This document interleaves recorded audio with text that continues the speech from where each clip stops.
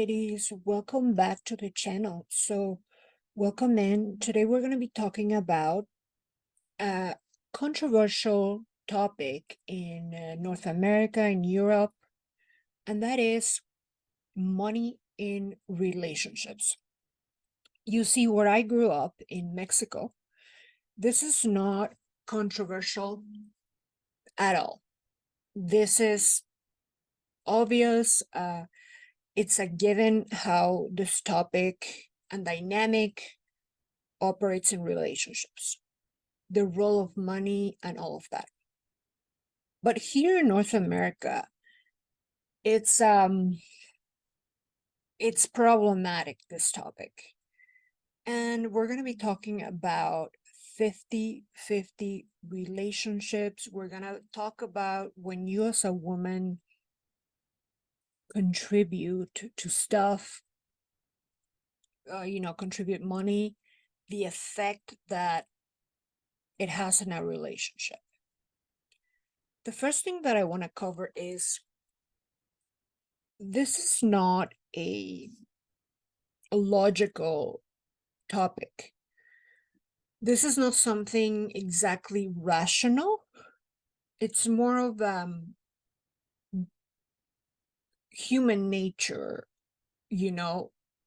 thing. Because the whole problem starts when you start to think logically about this. Kind of like, hey, well, I make money as a female and, have worked my whole life to be successful and so on and so forth. Why shouldn't I contribute in a relationship? Okay? Or when you're dating and all of that. So again, this is not an opinion.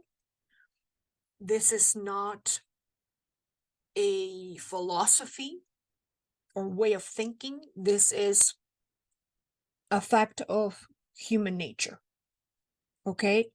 So the first thing we're going to explain is not even the male psychology, but the male DNA, pretty much. His human nature. So the very first thing you need to understand is the very reason of being and existing of a man is to protect and provide for his mate and for his children and his family. Okay? So when he provides for you food, shelter, this and that, he is fulfilling a very primal instinct. Okay? He is fulfilling his reason of being, pretty much, literally. You see, when men buy cars, they buy properties and things, they're to impress you. They're not to impress other men. Yeah, maybe to compete with them, but what are they competing for? They're competing for the highest value female and showing that he can protect and provide is his reason of being. So you see, when I lived in Mexico and in Argentina, it wasn't even something that, it wasn't even a thought. It was only a topic, or, not even for me, but for people around me, it was a topic when I moved to Canada. And let me tell you, I'm going to tell you my experience when I lived in Sweden. Okay? So growing up in Mexico,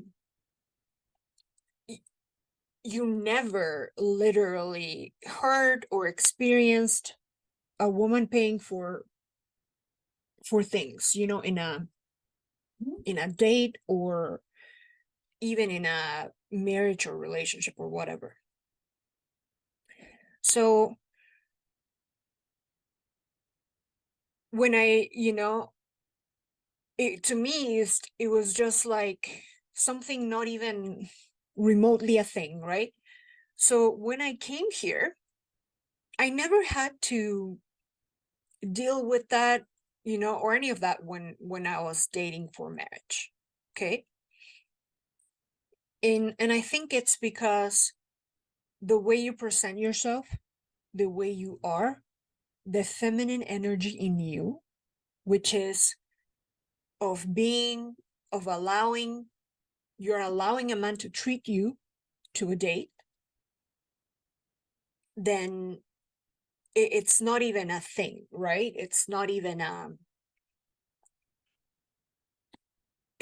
something you have to, like, I've never been on a date where, the guy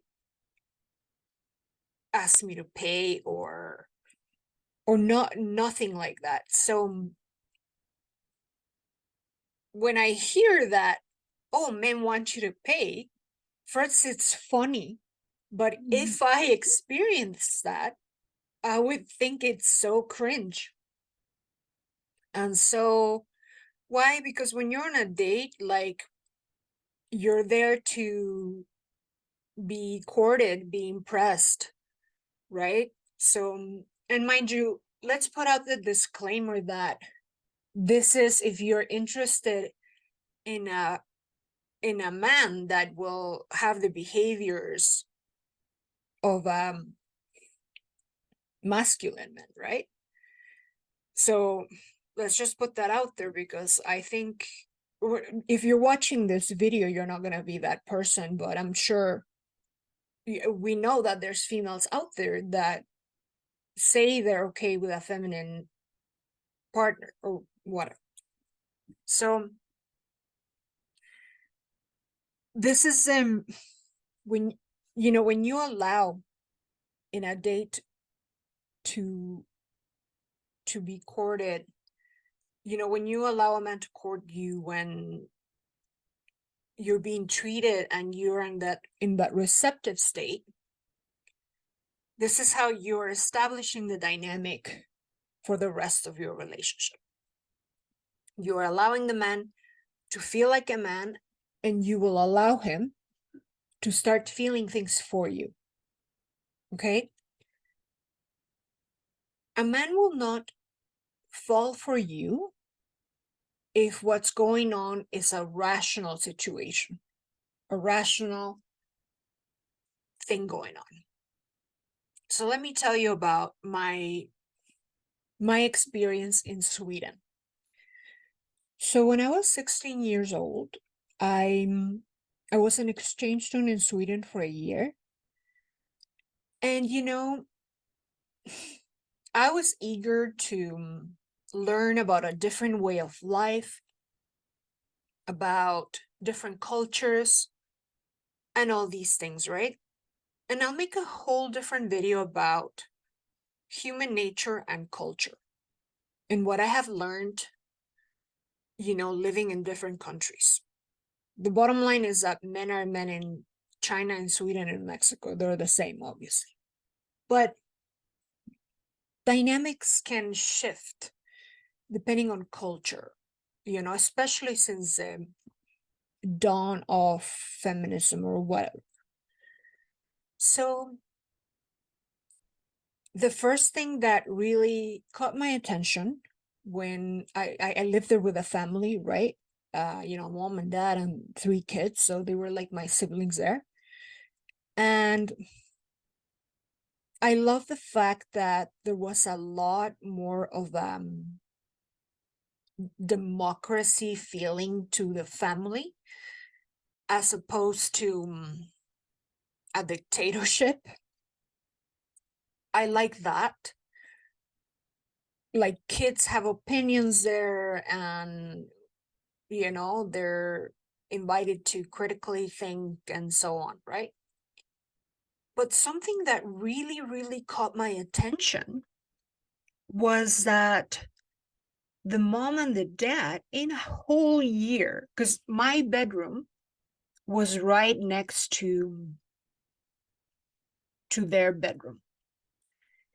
And what was really interesting was that in an entire year, their door was open.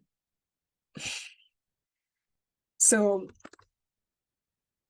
do I need to go on and explain that their 50-50 dynamic completely killed their sex life? Or completely got rid of polarity? So we're going to talk about polarity in a couple of minutes, but let me talk about partnership. So when I first, moved here to Canada, and I mean, before, or, at some point, I started to see people referring to their significant other as partner. First, I was like, what the fuck? Like, partner? You mean like business partner? Like, when I think of the word partner, I think of the word associate, like business associate or business partner. And certainly, I've been married for almost 13 years, and I'll tell you that partnership is part of a relationship. Yeah, because you're sharing assets, you are sharing, money at the end of the day, and things, right? But you want to choose what level of partnership you are looking for. Because you see, your husband can be your lover, your friend, your business partner, your best friend. He can mean many things.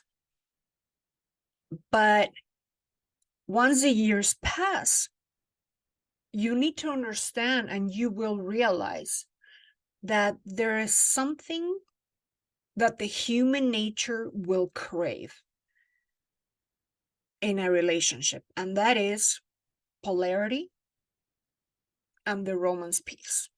Okay, so please, somebody tell me, who wants a roommate here? I don't want to fuck my roommate. So, and clearly, when I was living in Sweden, my host parents, they didn't want to do each other. They were partners 100%. Okay, so you can let that happen, and you will have a part of you that is craving, you'll have your human nature speaking and wanting to have someone who they can have polarity with, attraction, and all these things that are about romantic love. So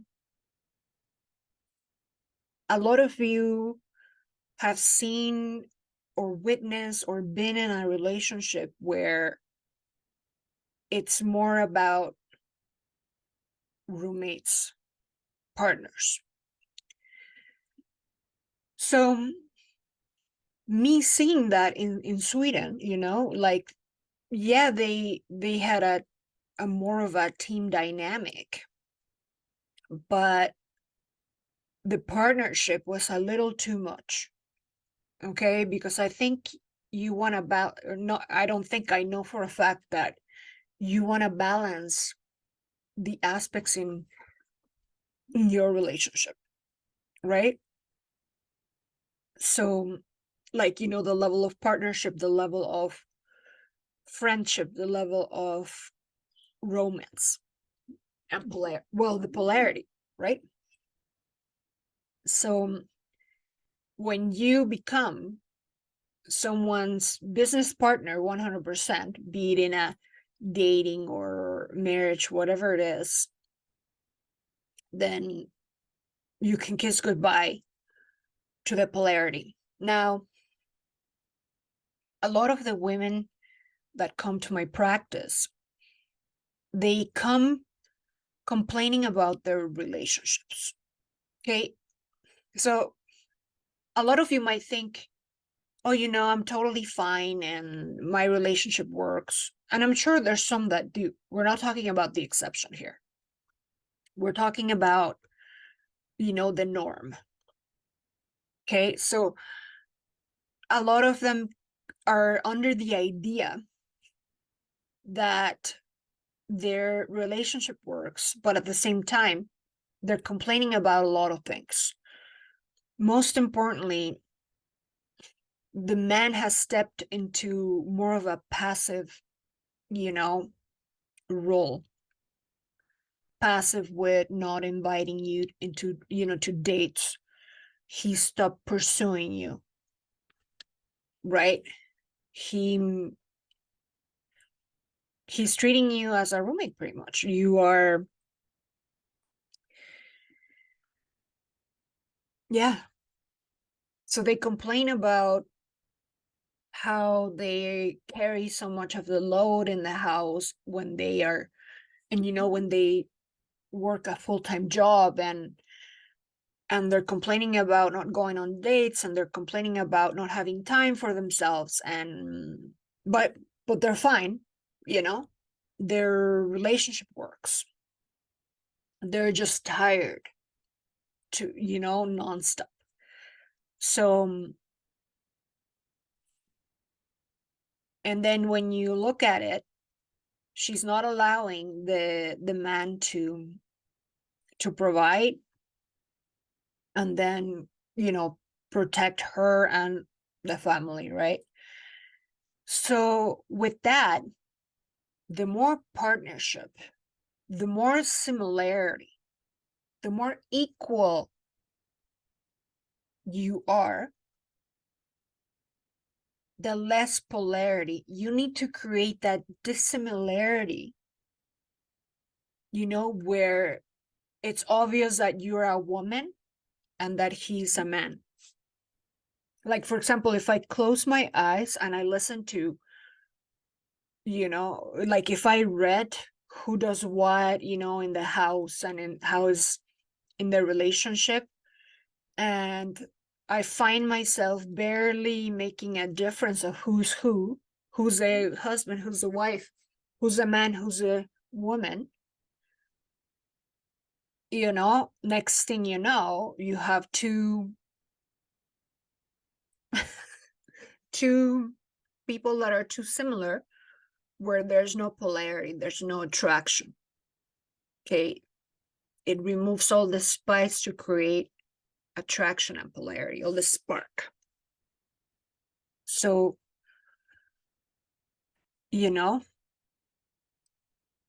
I'll also talk about the times that I myself had made this mistake in my own marriage. So I'm obviously married to a major protector and provider, right? And he's always been that. But there was a time when I was maybe like 30, I'm 39 now, okay?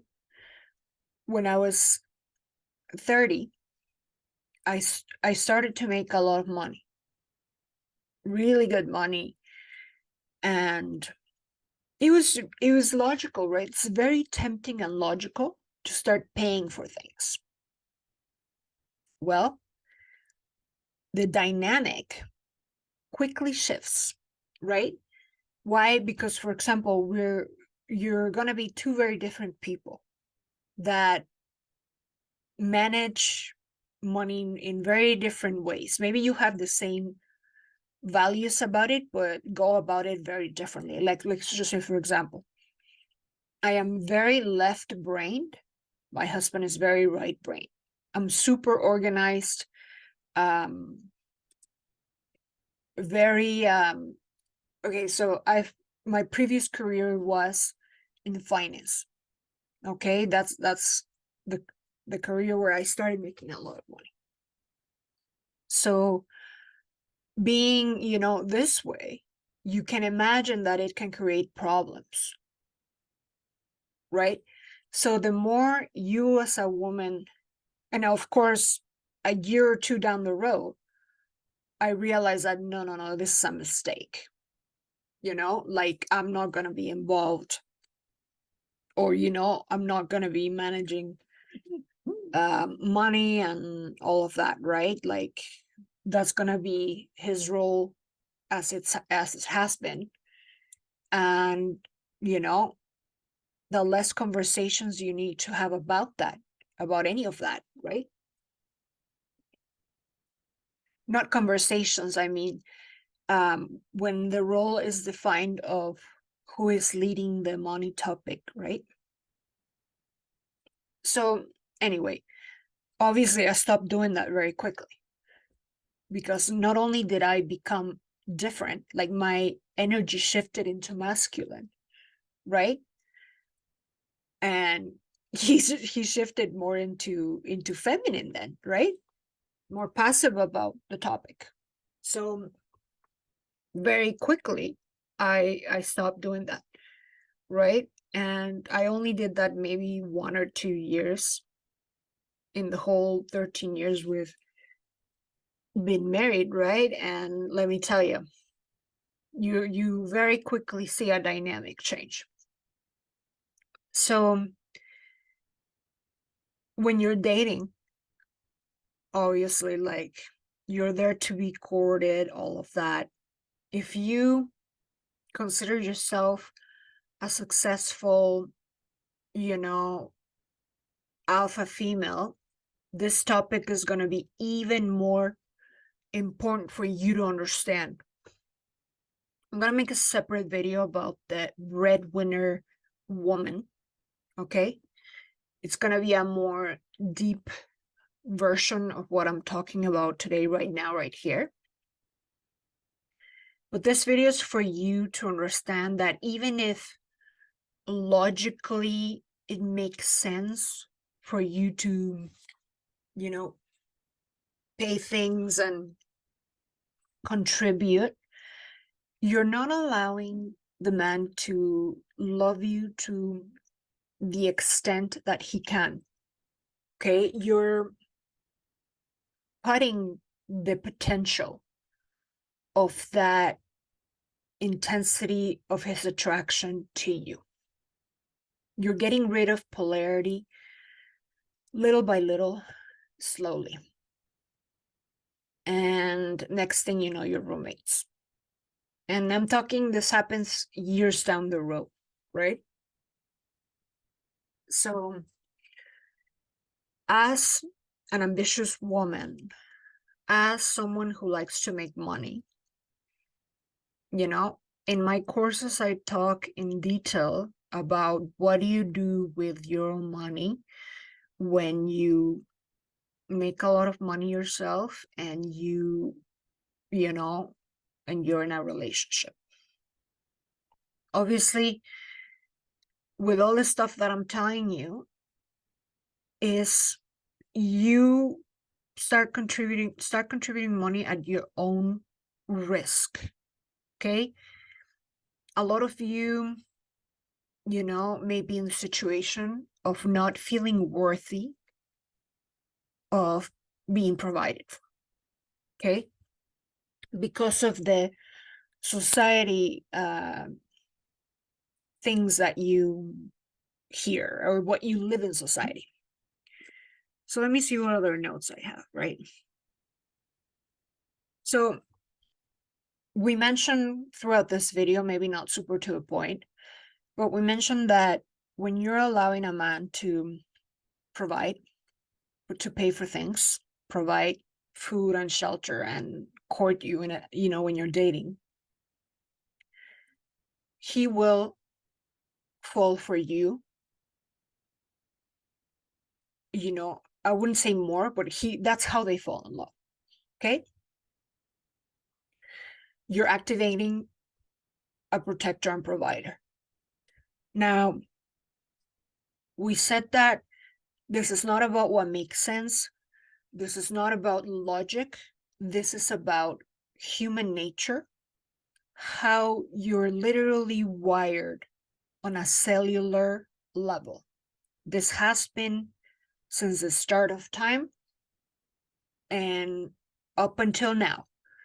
This is valid in,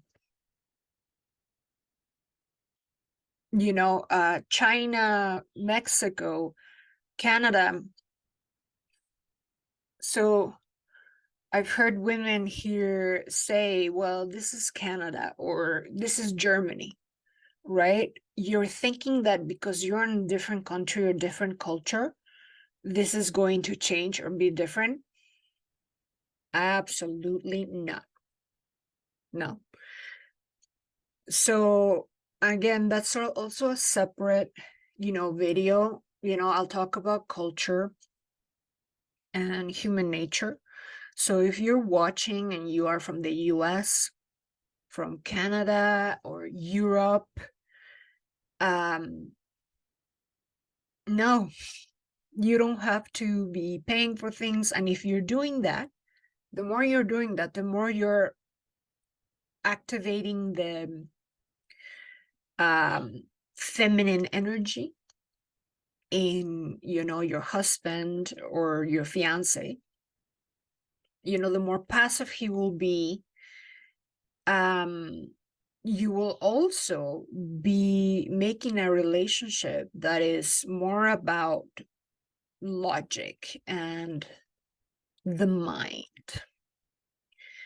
So that's a recipe to have a man fall out of love. He's going to be numb. He's going to need that emotional, body experience that polarity gives you.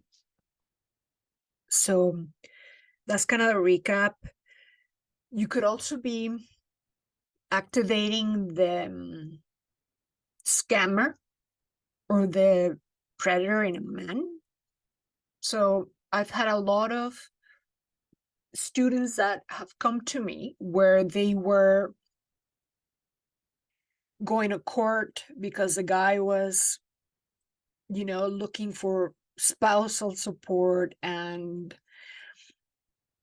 looking to take her assets and just trying to get their money, right? Like her money in court. And basically the stories about women who have been taken advantage by men, money wise,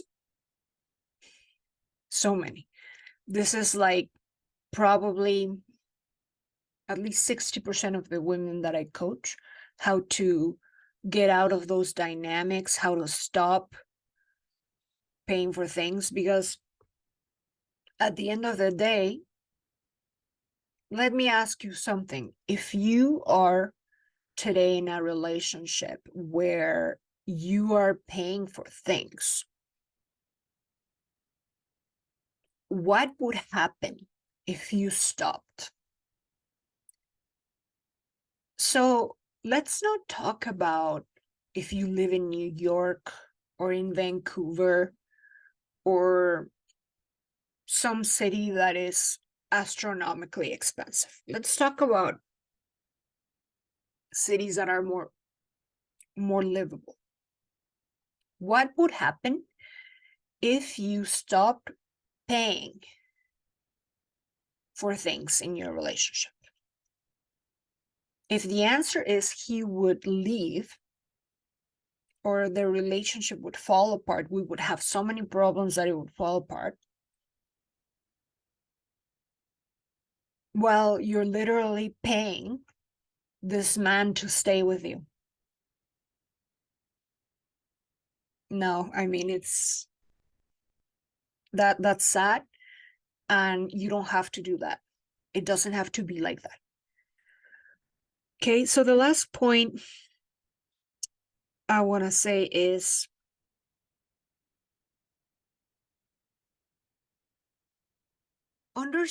don't think about it. Like when you go on dates and things, just be. Like don't go on dates and be like, oh my God, like, is he gonna ask me? Like, don't think about it. And just literally be yourself, and it'll be more rare that someone expects you to pay anything. And this is someone, this is the last point I wanted to make. This is someone that is not ready to be in an actual relationship, like in a marriage. This is not someone who is ready to be with a woman, someone who can't afford to go out, with you. Like if he's 20, this is one thing. And, I'll make another video about dating in your 20s and things, and explain all the consequences that go with each of these things. But if we're talking about a man in his 40s, late 30s, that can't afford to go out with you, you literally can't do this, right? So save yourself the problems that come with doing 50-50 relationships. It makes your relationship a partnership. If you want a roommate, then sure, go for it, right? If you want that type of dynamic where your door is always open and you have kids running around at night or whatever. If you want to kill polarity, go there. Okay? Sometimes the how it happens, it's subtle. You can't really tell, immediately or right away. Sometimes you wake up 2 years later and be like, what the hell happened? Like, where did all the attraction go? Why are we just basically roommates, And it's a train wreck at that point, pretty much. So don't do it. You think it makes sense. And someone was saying in a comment somewhere, it's only fair. It's only fair that you contribute or you pay your share or whatever. I'm like, yeah, it would be fair if this was a friend, if this was a roommate. If you want to be in a relationship where there's long-term attraction, aka polarity, which is, and I'm telling you because I grew up, like, my parents have been married for 40 years, and they, as a Mexican couple, and most Mexican couples, today it's changing, but back when I grew up and things, right? All couples had polarity relationships where 40 years down the road, their lives are action packed and, but lots of attraction and things, and there's romance and dates and what have you, right? With much less of that roommate dynamic and vibe, and much more of that boyfriend and girlfriend vibe or honeymoon forever type thing. Okay, so anyway, ladies, that's it for now. This kind of turned into a bit of a longer episode, but let me know in the comments what you have encountered. This is the heart of of my practice, what I teach, how I help you get out of that situation. If you're in it, you can absolutely reverse that, and it's just dynamics, right? So that's it for now, ladies, and I'll talk to you soon. Bye.